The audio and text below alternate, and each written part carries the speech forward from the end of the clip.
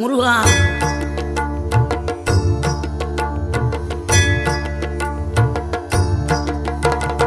ஆறுபடை வீடும் அருள் வழங்கும் முருகா, அருகே நீ ஓடோடிவா. மூவிரண்டு முகம் சொலிக்க ஆறிரண்டு கரங்களுடன் ஆதரவு தர ஓடிவா. ஆறுபடை வீடும் அருள் வழங்கும் முருகா, அருகே நீ ஓடோடிவா. மூவிரண்டு முகம் சொலிக்க ஆறிரண்டு கரங்களுடன் ஆதரவு தர ஓடிவா.